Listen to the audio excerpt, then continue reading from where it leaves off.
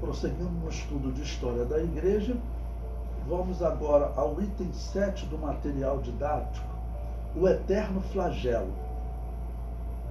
Estamos na página 17 do nosso livro, estudando ainda o ano 412 da era cristã, esse período que Agostinho de Hipona está defendendo a perseguição aos cristãos verdadeiros, né? Os novacianos, os donatistas, os montanistas. O comentário diz: Agostinho considerava a doutrina diferente dos donatistas, que rejeitavam o batismo de recém-nascido como algo digno de sofrer castigo. O simples fato deles não se ligarem à Igreja de Roma, não se ligarem à igreja pagã. Se eu vivesse naquela época, eu não queria me ligar àquela igreja, assim como não quero hoje. Toda igreja que pratica a crença no purgatório não é igreja cristã, seja de forma direta ou indireta. Por isso que na história, por exemplo, Agostinho de Hipona, Lutero, a igreja luterana até hoje, se você for num cemitério fazer um culto fúnebre com um luterano, você vai ver ele fazendo invocação ao mundo dos mortos. Esses indivíduos são pagãos, essa é a religião de Baal. Dá certo em não querer participar, não querer ter comunhão com eles. E eu até falei para vocês, os donatistas chegaram a escrever livros intitulados Contra a Igreja dos Traditores. Então, o que Agostinho de Hipona vai fazer? Ele vai decidir pela punição, perseguição exemplar a essas igrejas, usando o exército romano. Como eu procuro sempre citar historiadores para vocês, para ninguém dizer, essa história diferente ele está inventando. Aqui eu vou citar para vocês um historiador secular. Tá bom? Ele escreveu uma tese de mestrado em História para a Universidade Federal do Espírito Santo. O nome do homem é José Mário Gonçalves. Vejam o que ele escreve. Ele está citando as palavras de Agostinho de Hipona e comentando. Então ele começa, entre aspas, citando a palavra de Agostinho de Hipona, para você ver. Isso é o que os historiadores escrevem secularmente. E eles ficam espantados, dizendo, como que os cristãos matavam? Então nós temos que responder para eles. Os cristãos não matavam. Havia uma igreja falsa que matava as igrejas verdadeiras, ou a igreja verdadeira. Isso ele deveria ver na obra dele. Só que eles insistem em chamar de igreja cristã, chamar de cristianismo, a igreja que está matando, a igreja que adotou claramente o culto pagão. Eles chamam essa igreja de cristianismo, porque ela afirma na história, nós tivemos, infelizmente, que matar para manter a pureza do cristianismo. Isso não existe, isso não tem chance de ser verdade. Bom, ele começa com as palavras de Agostinho de Hipona. O homem de bem, quando tem que sofrer algo da parte da autoridade, recebe glória por isso. Em troca, o mal, quando sofre com o castigo de seu pecado, não deve atribuí-lo à brutalidade da autoridade. Ou seja, ele está justificando a sua perseguição aos donatistas. Agostinho de Hipona vivia na África. Claro que ele era católico romano, tinha ligação com o Papa, mas na região onde ele vivia, lá ele dirigia a perseguição, e era perseguição mesmo feroz, irmãos, era tortura e morte. O historiador comenta, digno de nota é a referência ao objetivo do castigo, que é evitar o castigo maior, o flagelo eterno. Que ele está dizendo o seguinte, que Agostinho de Hipona vai dizer, é melhor eu castigar esses donatistas, torturar eles, até eles confessarem a fé católica. Depois que eles confessarem, a gente pode até matar, porque aí pelo menos ele livrou-se do castigo eterno. Ou seja, ele acreditava, e o catolicismo vai acreditar nisso por toda a história, ele acreditava que fazer alguém confessar a fé cristã à força era algo aceito por Deus. É claro que isso não é aceito por Deus. O historiador prossegue. Trata-se, na argumentação de Agostinho, de algo benéfico para as vítimas. Gades chama a atenção para esse tipo de linguagem, que envolve a preocupação paternal e pedagógica, mas que esconde por trás de si um alto potencial de violência. Mas é claro, isso é o que o historiador está falando. Nós estamos aqui para interpretar o que os historiadores estão falando. Ele prossegue. A coerção é justificada por meio de um discurso disciplinador, cujo foco é mostrar que o alvo da violência não é destruir as suas vítimas, mas sim reformar e educar, salvando-as do seu próprio erro. Bom, esse historiador, Gades, ele conta o título da obra dele, em inglês, Os Crimes do Cristianismo. Ou seja, alguém tem que explicar para esses historiadores que não é crime do cristianismo. Não é crime do cristianismo, é crime do catolicismo.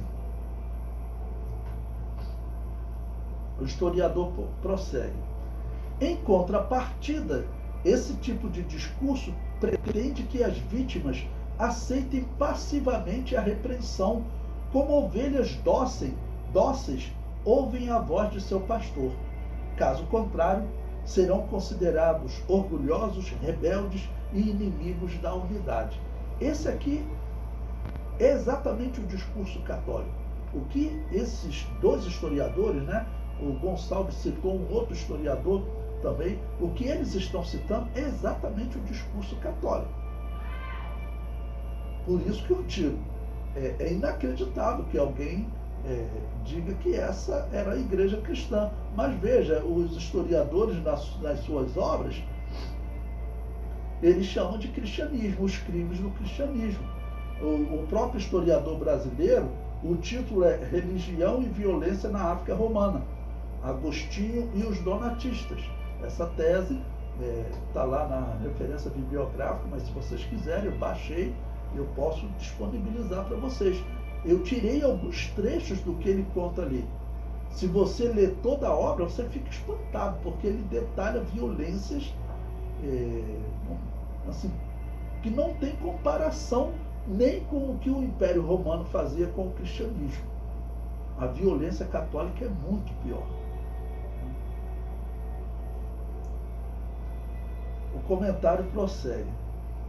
A lógica de Agostinho de Hipona diz que a Igreja Católica deveria tirar a vida de um homem aqui na Terra para livrá-lo do flagelo eterno, ou seja, do castigo eterno.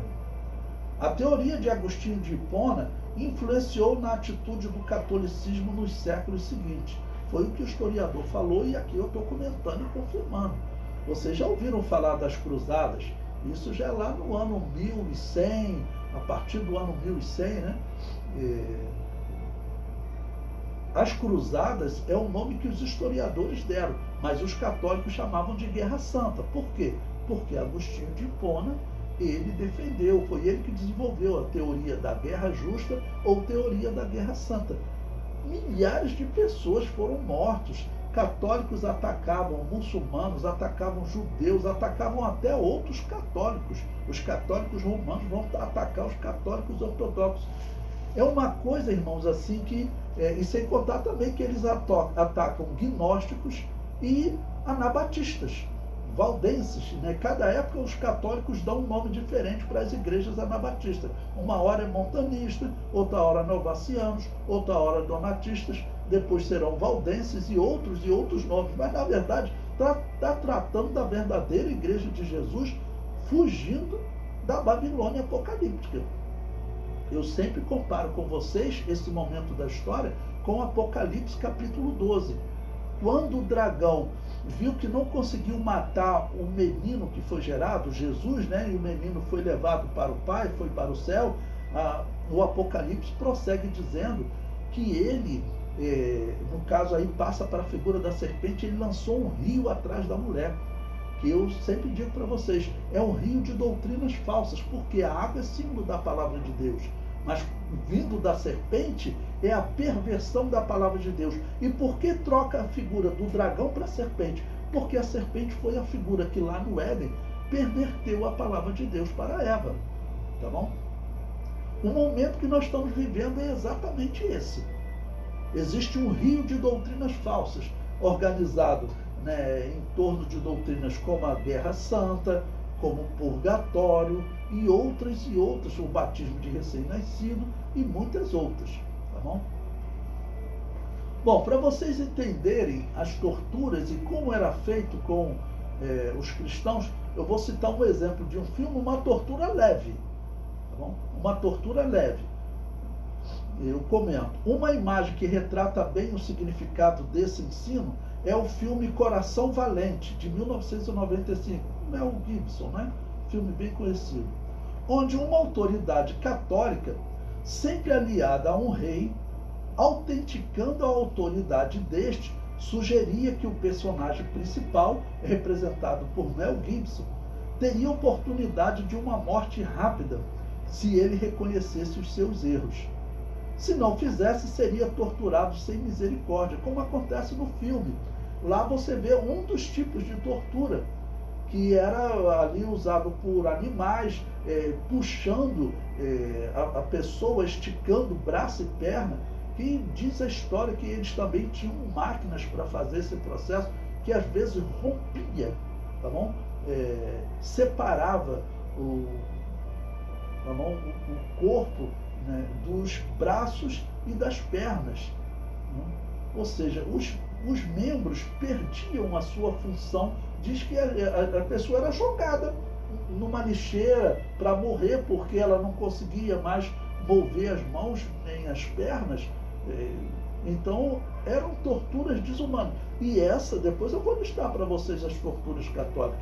Essa, relatada nesse filme, é uma das torturas leves, não? Porque ali ele está aplicando uma misericórdia, e depois eles vão decapitá-lo, que era uma morte misericordiosa. Normalmente as pessoas passavam dias em tortura. Aquele ali é um exemplo. O filme, o comentário prossegue, retrata um período próximo do ano 1300, cerca de 800 anos depois de Agostinho, mas a sua influência maligna dominou toda a Europa. Toda essa tortura, essas mortes que a Igreja Católica vai fazer, eles se fundamentaram em quem? Em Agostinho de Hipona, porque eles consideram esse homem um santo. E se o santo Agostinho de Hipona disse que a tortura é algo aceitável, então é algo aceitável.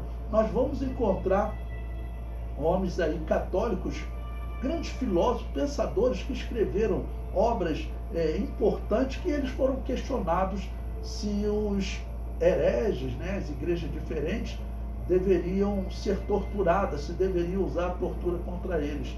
E eles vão falar, olha, Agostinho, o santo Agostinho de Hipona disse que sim, então nós temos que prosseguir com a tortura, com a violência contra essas igrejas. O comentário prossegue. Quando os europeus dominaram as Américas, se apoiaram na teoria da guerra justa de Agostinho de Hipona para torturar os incas, astecas e maias, obrigando-os a aceitar o Deus católico, que não é o Deus da Bíblia. Olha, para vocês terem uma ideia, pesquisem, por exemplo, por que os cubanos eles receberam tão bem o comunismo e lutaram contra o cristianismo. Eles lutam contra o cristianismo em geral.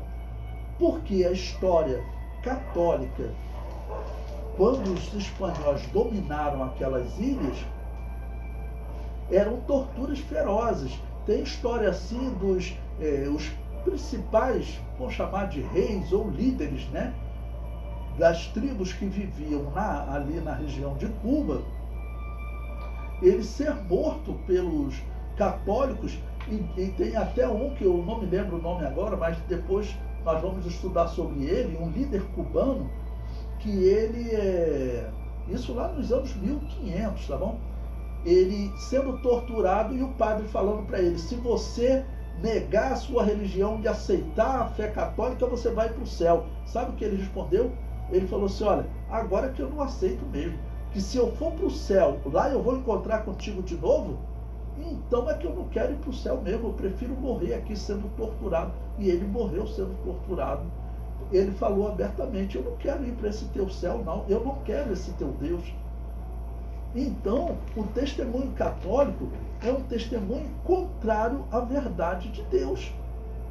Porque Jesus Cristo, ele deixou bem claro: não resistais ao ímpio. Ou seja, nós somos como ovelhas enviadas ao meio de lobos. Nós temos que pregar para os lobos. Se os lobos quiserem nos matar, nós temos que ir para o lugar de morte pregando o evangelho. Era isso que acontecia na igreja primitiva. Essa mudança na história, os historiadores ficam perguntando: como que houve essa mudança tão grande? A igreja que era perseguida passou a perseguir. Eles não conseguem a resposta. Eles não conseguem a resposta.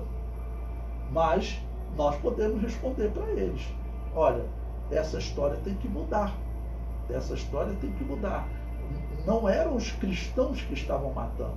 Os cristãos continuam morrendo. Aqui os cristãos estão morrendo. Donatistas, novacianos e montanistas e outras igrejas que não concordavam com a igreja católica estavam morrendo. Esse historiador, José Gonçalves, em toda a obra dele, ele mostra isso. Ele fala: não sei por que os cristãos matavam outros cristãos. A resposta é simples, José Gonçalves. Na verdade, você tem uma falsa igreja que o Apocalipse chama de Babilônia Apocalíptica e que ela matava os cristãos, porque lá no Apocalipse diz que ela estava embriagada com o sangue dos santos. O comentário prossegue, ainda na página 18. O Deus católico é o mesmo Deus que dominava o Império Romano, que era chamado de Júpiter, e havia nascido em Babel, que é Babilônia, e Agostinho de Hipona foi um dos seus representantes. Se você pegar todos os historiadores, eles também falam o seguinte: eles dizem: o cristianismo adaptou a religião pagã. Não é o cristianismo que adaptou a religião pagã. Isso deveria ser fácil de ser visto, né? Só que ninguém fala para eles. Quer dizer, ninguém, eu falo a maioria das pessoas, né? Até alguns que se dizem cristãos, não fala para eles. Até a Assembleia de Deus está cometendo o erro de chamar Agostinho de Hipona de santo.